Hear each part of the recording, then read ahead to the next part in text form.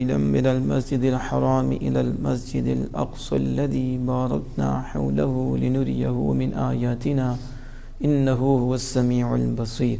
صدق الله مولانا العظيم. الصلاة والسلام عليك يا سيدي يا رسول الله وعلى آلك وأصحابك يا سيدي يا حبيب الله.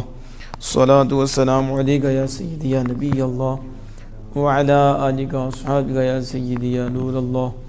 الصلاة والسلام عليك يا سيدي يا شفيع المجرمين وعلى آلك وأصحابك يا سيدي يا خاتم النبيين. مولاي صل وسلم دائما أبدا على حبيبك خير الخلق كلهم. ثم الرضا عن أبي بكر وعن عمر وعن علي وعن عثمان ذي الكرم. مولاي صل وسلم دائما أبدا على حبيبك خير الخلق كلهم. فإن من جودك الدنيا وضرتها ومن علومك علم اللوح والقلم. مولاي صل وسلم دائما أبدا على حبيبك خير الخلق كلهم. وكلهم من رسول الله ملتمس غرفا من البحر أو رشفا من الديم. مولاي صل وسلم دائما أبدا على حبيبك خير الخلق كلهم. منزه عن شريك في محاسنه فجوهر الحسن فيه غير منقسم. مولاي صل وسلم دائما أبدا على حبيبك خير الخلق كلهم. بلغ العلا بكماله كشف الدجى بجماله حسنت جميع خصاله. صلوا عليه وآله وسلموا تسلیما. اللہ جل جلالہ کے فضل و کرم اور اس کی توفیق سے ماہ رجب میں جمعۃ المبارک کے دن اس کے گھر میں حاضری کا شرف حاصل ہو رہا ہے. اللہ جل وعلا سے شرف ایسی عزتیں ہمیں زندگی کے آخری لمحات تک نصیب فرمائے. پیچھے جمعۃ المبارک کو سبحان الذی اسری بعبدہ تک کچھ وضاحت کی گئی تھی. آج انشاءاللہ تعالی اس سے آگے اسری لیلا من المسجد الحرام، رات کے تھوڑے سے حصے میں سیر کرائی. انشاءاللہ اس پہ ہم گفتگو سنیں گے، اور اس سے پہلے اس کی حکمتوں میں سے ایک حکمت کو واضح کیا جائے گا. میری دعا ہے کہ اللہ جل وعلا ہمیں اس کے نور سے روشن فرمائے اور ہمیں اپنے محبوب کریم صلی اللہ علیہ وسلم کی کامل محبت کا نور زندگی کے آخری لمحے تک نصیب فرمائے. نبی مکرم فخر دو عالم صلی اللہ تعالی علیہ وآلہ وسلم کو معراج کرائی گئی تو اس کی علماء کرام نے بڑی حکمتیں بیان فرمائی ہیں. اس میں ایک حکمت یہ بیان فرمائی کہ نبی اکرم فخر دو عالم صلی اللہ تعالی علیہ وآلہ وسلم کو کفار نے بڑا ستایا اور بڑی اذیتیں آپ کو پہنچائیں. تبلیغ کے راستے میں بڑی رکاوٹیں آئیں اور بڑی تکلیفیں سہنی پڑیں، اور انہوں نے قلب مصطفیٰ کو بڑا رنجیدہ کیا. رسول اکرم صلی اللہ علیہ وسلم کے دل اقدس کو بڑا غمگین کیا. انہوں نے پھر شیب ابی طالب کا بھی وقت آیا اور اس گھاٹی میں مسور ہو کر رہ کے، اور کفار نے قریش نے بائیکاٹ کر دیا، اور سماجی بائیکاٹ بھی تھا. جو سماجی بائیکاٹ رشتہ داری، تعلق، کھانا پینا، یہ سسٹم روک دیا، تو وہ گھاٹی میں بند ہو کر رہ گئے. پھر وہاں صحابہ حضور کے متوالے انہوں نے وہ تکلیفیں اٹھائیں آپ صلی اللہ علیہ وسلم کے ساتھ. پھر جس طرح کھانا پینے کا سلسلہ تھا، اسی عرصہ میں آپ کی محبوبہ زوجہ اور وفادار زوجہ، جان نثار زوجہ، مال بھی حضور پہ قربان کر دیا، سمجھو ہر شے حضور پہ قربان کر دی۔ ہماری پہلی اماں جان، امہات المومنین میں سے پہلی حضرت سیدہ خدیجۃ الکبریٰ رضی اللہ تعالی عنہا، آپ کا وصال ہو گیا، اور دوسری طرف آپ کے چچا ابو طالب، جنہوں نے اعلان نبوت کے بعد رسول اکرم صلی اللہ علیہ وسلم کا دفاع کیا اور آپ کے ساتھ رہے دفاع میں، ان کا بھی انتقال ہو گیا، وہ بھی فوت ہو گئے۔ اس سال میں یہ دو ہستیاں، دو شخصیات، جیسے سیدہ حضرت خدیجۃ الکبریٰ رضی اللہ تعالی عنہ بھی، تو وہ حضور صلی اللہ علیہ وسلم رنجیدہ ہوئے، اور اس سال کو عام الحزن کہتے، غم کا سال۔ اب یہ رسول اکرم صلی اللہ علیہ وسلم کو تکلیفیں آئیں، پریشانی ہوئی، تو اللہ فرماتا واصبر وما صبرک الا باللہ، محبوب صبر کیجئے، اور آپ کا صبر نہیں کرنا مگر اللہ کے ساتھ، اور آپ غمگین نہ ہو محبوب، غمگین نہ ہو۔ کیا شان ہے آمینہ کے لال کی کہ غمگین حضور ہو رہے ہیں، تسلی رب دے رہا ہے، رب دے رہا ہے تسلی، وما صبرک الا باللہ ولا تحزن علیہم۔ اور پھر آپ کا سینہ تنگ نہ ہو محبوب، یہ جو آپ کو تکلیف دے رہے ہیں، آپ بے شک ان اللہ مع الذین اتقوا، بے شک اللہ تو ان کے ساتھ ہے جو اللہ سے ڈرتے ہیں، اور اللہ تو محسنین کے ساتھ ہے۔ اس کے بعد یہ واقعہ معراج ہے، اس کے بعد یعنی اب اس کا اور اس کا اتصال ہے کہ نبی اکرم صلی اللہ علیہ وسلم کا دل اقدس رنجیدہ ہو چکا تھا، اور آپ غمزدہ ہو چکے تھے، اور آپ کو بڑا ستایا گیا تھا۔ پھر آپ سیدہ خدیجۃ الکبریٰ رضی اللہ عنہ کا انتقال، چچا کا انتقال، یہ بھی غم، وہ بھی تکلیفیں، تو اللہ عز و جل نے جبریل کو بھیجا، جبریل جاؤ محبوب کو لے کر آؤ، کہ محب محبوب کی ملاقات کا مشتاق ہے، لے کر آؤ۔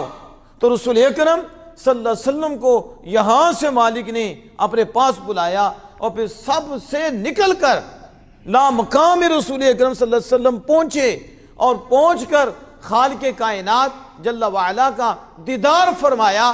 تو جتنے غم تھے، جتنی تکلیفیں تھیں، جب بلا حجاب خدا کے دیدار سے مشرف ہوئے اور حسن مطلق کو دیکھا، اور حسن مطلق کے جلووں کو دیکھا، تو جب وہ جلوے دیکھے، وہ سب کچھ دیکھا، ہر غم دھو گیا، اس لیے کہ خالق کائنات کے جلووں اور جمال سے آگے کچھ بھی نہیں ہے۔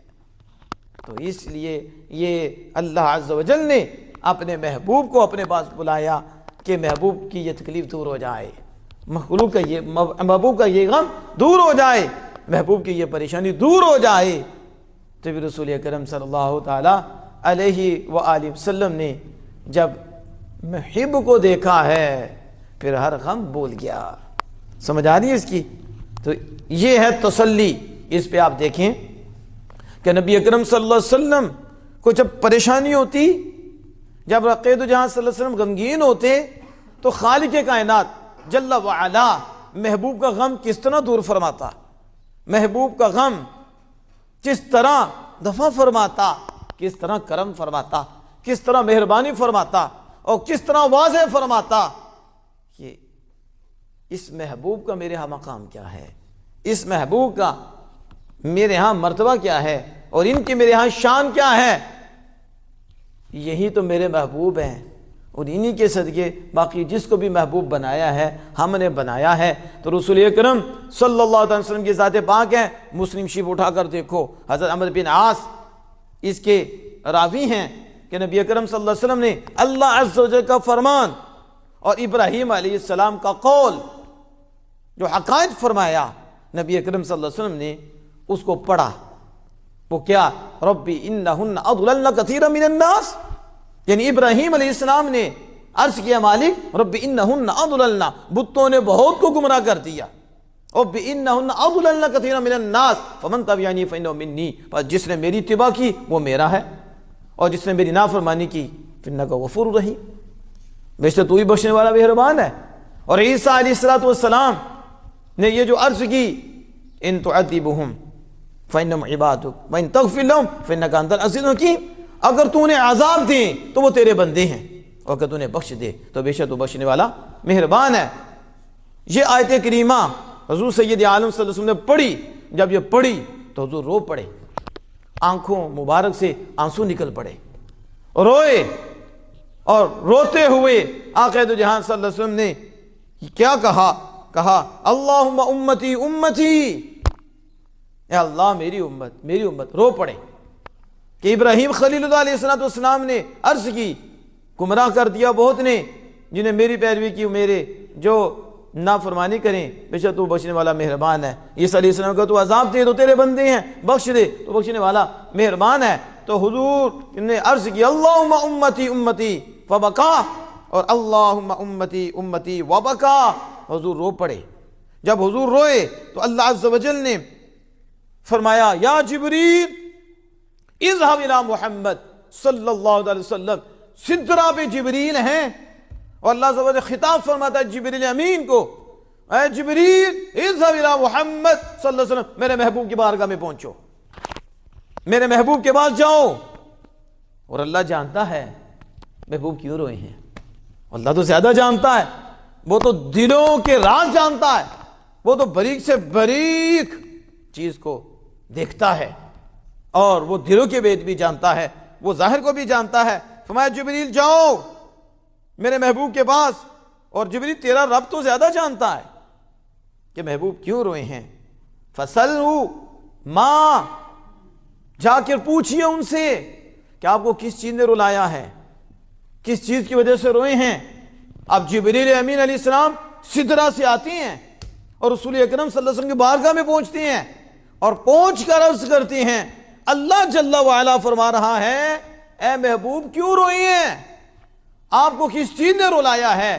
تو نبی اکرم صلی اللہ تعالی وسلم نے آگے سے فرمایا کہ امت نے رلایا ہے۔ کس نے رلایا ہے؟ امت کی وجہ سے رویا ہوں۔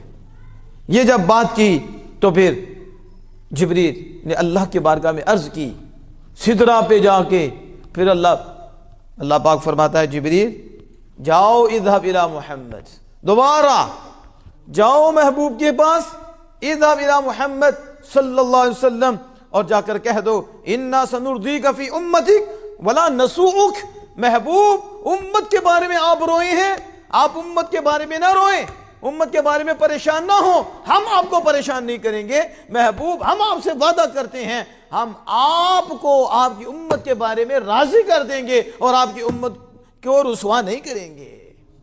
اب یہاں دیکھو حضور کو غم ہوا، حضور کو تکلیف ہوئی، حضور کو پریشانی ہوئی، حضور کو دو آنسو آنکھ مبارک سے نکلے، اور کیا مقام ہے حضور کے آنسو مبارک کا کہ دو آنسو نکلتے ہیں اور اللہ عز و جل خود نہیں فرماتا، خود ہی نہیں القاء کرتا، وہی فرما دے ڈائریکٹ کہ محبوب مجھے پتا ہے کہ امت کی وجہ سے آپ پریشان ہوئے ہیں نا، تو ہم آپ کو راضی کر دیں گے، ہم آپ کی کرم فرما دیں گے۔ یا جبریل کو بھیج کے یوں کہہ دیتے، مالک کہہ دیتا، فرما دیتا کہ محبوب امت کے بارے میں روئے ہیں، یا جبریل جا کر محبوب کو کہہ دو ہم امت کے بارے میں راضی کر دیں گے۔ لیکن یہ بھی مقام ہے، یہ بھی حضور کی شان ہے، لیکن اللہ اپنے محبوب سے پیار کرتا ہے، اور محبوب ہی سے سب کو شانیں دی ہیں۔ اب اس محبوب کی اور شان واضح کر کے مالک اس کو بیان فرماتا ہے کہ محبوب کے دو آنسو گرتے ہیں اور دو آنسو نکلتے ہیں۔ اللہ بتاتا ہے کہ محبوب کے آنسوں کی ہمارے ہاں مقام کیا ہے، آنسوں کی شان کیا ہے، اس آنسوں کا رتبہ کیا ہے کہ سدرہ سے ہم جبریل بھیج کر بارگاہ مصوبی میں پوچھواتے ہیں اور بتاتے ہیں کہ یار کے آنسو نکل جائیں ہم اتنی قدر کرتے ہیں۔ تو جبریل آتے ہیں اور پھر جاتے ہیں، تو پھر واپس آتے ہیں۔ جن کے آنسو نکل جائیں تو سب تو بڑا فرشتہ جبریل آتا ہے۔ بتاؤ اس آقا کے ذات کا عالم کیا ہوگا، اس آقا کی اور شانوں کا عالم کیا ہوگا۔ ابھی تو آنسو نکلے ہیں دو، اور 2 آنسوؤں پہ 2 دفعہ جبریل کو سدرہ سے بھیجا جا رہا ہے، اور پھر سبحان اللہ مجدہ سنایا جا رہا ہے اور خوشخبری سنائی جا رہی ہے، محبوب امت کی وجہ سے پریشان ہے، اِنَّا سَنُرْضِيكَ فِي أُمَّتِكَ، ہم امت کے بارے میں محبوب تجھے راضی کر دیں گے، اور تیری امت کو ہم تجھے رسوا نہیں کریں گے، پریشان نہیں کریں گے، غمگین نہیں کریں گے، کیونکہ محبوب تو امت کی وجہ سے پریشان ہے، تو ہم یہ بھی پریشانی دور کر دیں گے، ہم تیری امت پہ کرم فرما دیں گے۔ اب میں یہ بتا رہا تھا کہ حضور کو تکلیف ہوتی ہے، آخر یہاں صلی اللہ علیہ وسلم کو پریشانی ہوتی ہے، تو اللہ جل وعلا جبریل کو بھیجتا ہے، پھر اللہ پاک اس طرح محبوب کو تسلیاں دیتا ہے، پھر محبوب کی تکلیف دور کرتا ہے، محبوب کے رنج دور کرتا ہے، محبوب صبر کیجئے، صبر کیجئے، آپ کو بڑا ستایا گیا، بڑی تکلیفیں دی گئی، محبوب صبر کیجئے، صبر کیجئے، پہلوں نے بھی صبر کیا، انہیں بھی ستایا گیا، انہیں بھی دیکھو انداز خالق کائنات جل وعلا کا کس طرح غم دور کرتا ہے محبوب سے، کس طرح تکلیف دور کرتا ہے محبوب سے۔ اسی طرح جب آپ کو اتنا ستایا گیا، پھر اللہ نے اپنے پاس بلا کر بلا حجاب دیدار کرا کے محبوب کے غم کو دور فرما دیا ہے۔ اور ایک حکمت یہ تھی جو میں نے ابھی آپ کے سامنے رکھی ہے۔ اب آگے چلیں، اللہ جل وعلا فرماتا ہے، پاک ہے وہ ذات جس نے اپنے بندے خاص کو، بندے کو یعنی خاص بندے کو رات کے کچھ حصے میں، لیلاً، رات کے کچھ حصے میں سیر کرائی، رات کے کچھ حصے میں سیر کرائی۔ اب یہاں جو کچھ ہے اس میں سب کچھ ہے، اس کچھ میں جو رب بیان فرما رہا ہے کہ رات کے کچھ حصے میں سیر کرائی، وہ کچھ حصہ کتنا ہے جس میں سیر کرائی؟ رات کا وہ قلیل حصہ۔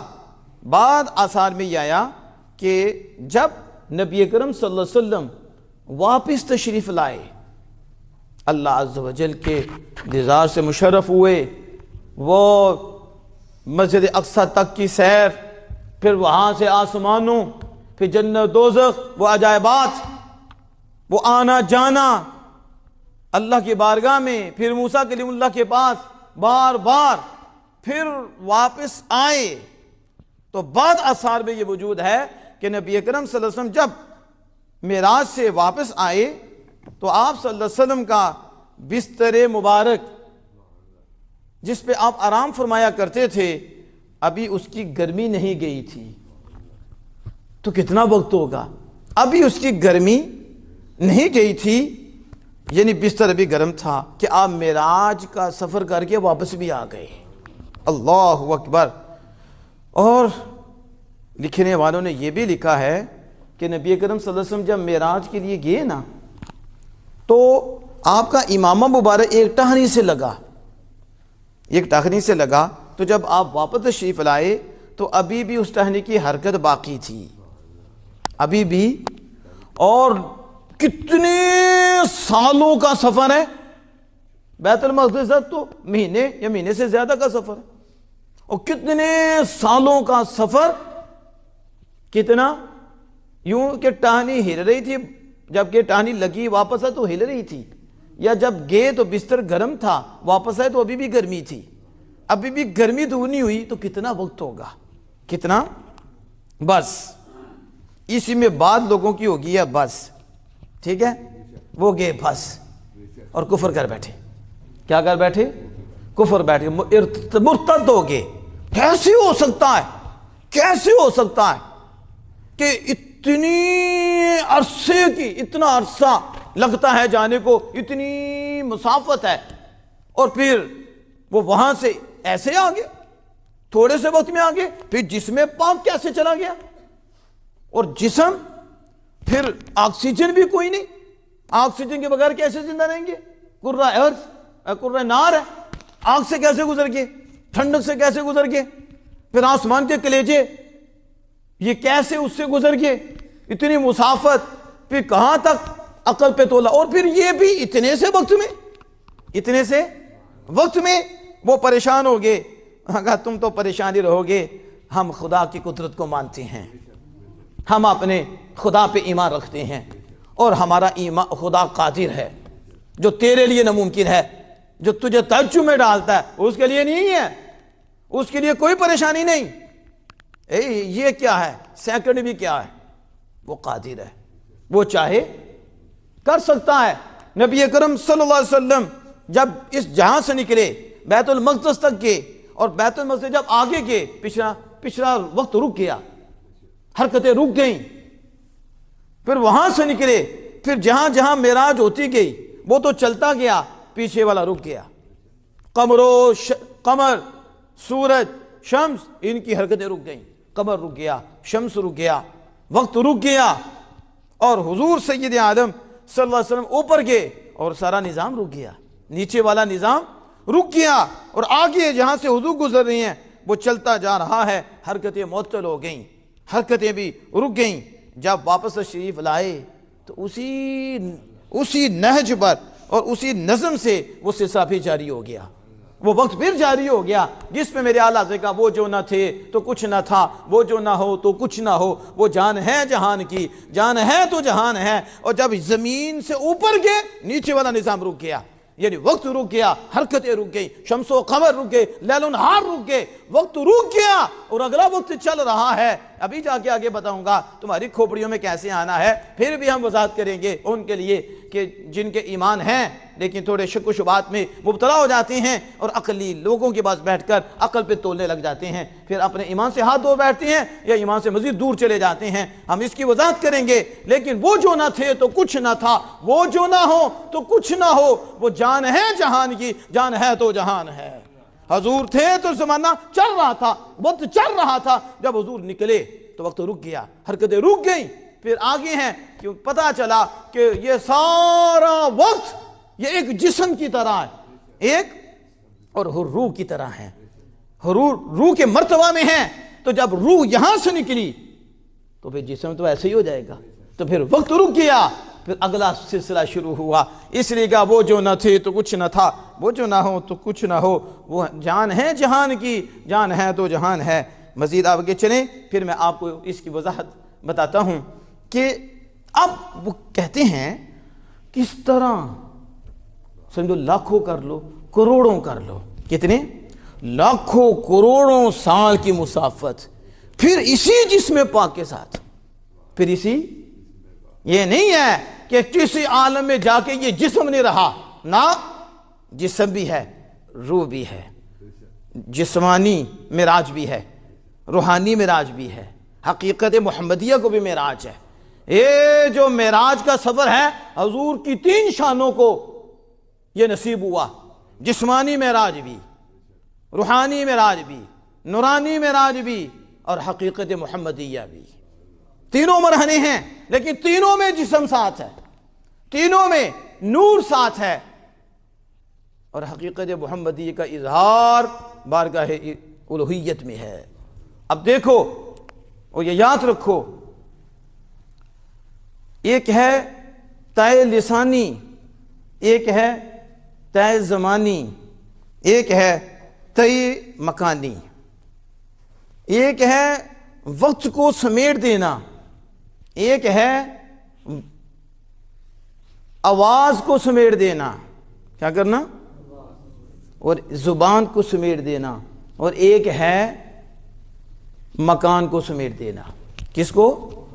اللہ قادر ہے، وہ کیا کرتا ہے کہ ایک پڑھ رہا ہے اور اس کے پڑھنے کو طویل کر دیتا ہے، اس کے، اور دوسرے کو کم کر دیتا ہے، دوسرے کے لیے، اس کے لیے وہ طویل وقت میں پڑھتا ہے، طویل، اور دوسرا اتنا ہی کم وقت میں پڑھ لیتا ہے۔ یہ اللہ ہے کہ ایک کے لیے طویل کر دے پڑھنا اور دوسرے کے لیے کم کر دے۔ مثلا حضرت داؤد علیہ السلام کی ذات پاک ہے، اور یہ حدیث موجود ہے اور روایت موجود ہے کہ آپ جب پہلے رکاب پہ قدم رکھتے تو زبور کی تلاوت شروع کرتے، اور دوسرا قدم جب رکاب تک پہنچانے لگتے تو اس وقت تک آپ پوری زبور کی تلاوت کر لیتے۔ اب ایک قدم رکھ کے دوسرے میں کتنا ٹائم لگتا ہے، اور اگر کوئی اور پڑھتا ہے تو اس کے لیے تو کتنا ٹائم لگے گا، کتنا وقت لگے گا، پھر جا کر زبور کی تلاوت ہوگی تو یہ خالق کائنات قادر ہے کہ ایک کے لیے تو ہو سکتا ہے 4 دن لگیں، 3 دن لگیں، 22 گھنٹے لگیں، 24 گھنٹے لگیں، تو اس کے لیے مالک نے لمبا کر دیا پڑھنا، اور دوسرا کرم فرمایا یاروں پہ اور ان کے لیے چند منٹوں میں ہی اسے پورا کر دیا ہے۔ یہ خالق کائنات کی شان ہے۔ اب دوسری دیکھو کہ وقت کو لپیٹنا، کس کو؟ وقت کو سمیٹ دینا، کہ ایک کے لیے تو وہ لمبا وقت ہو اور وہ کام بڑی دیر سے ہو بڑی، اور دوسرے کے لیے وہی کام بڑی تیزی سے ہو جائے، بڑی تیزی سے ہو جائے۔ یعنی ایک زمانہ اور ایک مدت ایک کے لیے تو مالک بڑی لمبی کر دے اور دوسرے کے لیے وہ کم کر دے۔ کیا کر دے؟ کم کر دے۔ اب دیکھو خالق کائنات جل وعلا نے قرآن مجید برہان رشید میں قیامت کے متعلق فرمایا فی یوم کان مقدارہ 50,000 سنہ، قیامت کا دن کتنا بڑا ہوگا؟ فرمایا کہ اس دن میں، یعنی اس دنیا کا جو دن ہے جس کی مقدار 50,000 سال ہوگی، جو ہمارے دنیا کا دن ہے تو 50,000 سال اس کی مقدار ہوگی، یعنی بعد کے لیے تو وہ 50,000 کا دن ہوگا جسے دنیا میں ہم دن شمار کرتی ہیں، تو 50,000 سال کا ہوگا۔ اور دوسری جگہ فرمایا کہ فی یوم کان مقدارہ 1000 سنۃ مما تعدون، اس دن جس کی مقدار 1000 سال ہے جسے تم شمار کرتے ہو، 1000 سال، تو بعد کے لیے وہی دن 50,000 سال کا، اور بعد کے لیے وہی دن 1000 سال کا۔ لیکن مومن کامل پر یہی دن ایک نماز کے وقت کے برابر گزرے گا، ایک نماز کے وقت کے برابر گزرے گا۔ چنانچہ حدیث پاک میں آتا ہے، اور یہ حدیث مسند احمد میں موجود ہے، اور یہ حدیث صحیح ابن حبان میں موجود ہے، اور یہی حدیث مسند ابو یعلا میں موجود ہے، یہی حدیث پاک شعب الایمان میں موجود ہے۔ وہ حدیث پاک کیا ہے؟ حضرت ابو سعید خدری رضی اللہ تعالیٰ عنہ اس کے راوی ہیں، وہ رسول اکرم صلی اللہ تعالی علیہ وآلہ وسلم کی ذات پاک ہے۔ اور یہ آیت پڑھی جا رہی ہے فی یومن کان مقدارہ 50,000 سنہ۔ نبی اکرم صلی اللہ علیہ وسلم نے جب یہ آیت کریمہ تلاوت فرمائی تو آپ کی خدمت میں عرض کی گئی، کیا عرض کی گئی؟ کہ عرض کی گئی ما اطول ھذا اليوم، یا رسول اللہ یہ دن کتنا لمبا ہوگا، کتنا لمبا ہوگا؟ تو نبی اکرم صلی اللہ تعالی علیہ وسلم نے فرمایا کہ یہ دن مومن پر کم کر دیا جائے گا، یہ دن مومن پر کم کر دیا جائے گا، حتیٰ کہ اس پر اتنا ہی وقت گزرے گا جتنا فرض نماز ادا کرنے پہ لگتا ہے، یعنی جتنی ٹائم میں وہ فرض نماز ادا کرتا ہے اتنا ہی وقت اس پہ گزرے گا، اور بعد کے لیے 1000 سال، اور بعد کے لیے 50,000 سال۔ اب آپ خود سوچو کہ 50,000 سال وہ مالک لمبا کر دے گا اور دوسرے کے لیے 1000 سال کر دے گا، اب 50,000 سال 1000 سال میں کمی ہے، اور مومن کامل اس کے لیے اللہ اتنا کر دے گا جتنا فرض نماز ادا کرنے میں گزرتا ہے۔ ہم نے کہا قرآن پڑھو، اللہ قادر ہے، وہ جو چاہے کر سکتا ہے، وہی وقت ہے، ایک کے لیے لمبا، ایک کے لیے اس سے کم، ایک کے لیے اس سے بھی کم۔ وہ مالک ہے کہ کسی کے لیے طویل کر دے، کسی کے لیے کم کر دے، کسی کے لیے لپیٹ دے۔ یہ قرآن ہے۔ مزید آگے جاؤ تو حضرت عزیر علیہ السلام کو دیکھو، اصحاب کہف کو دیکھو۔ حضرت عزیر علیہ السلام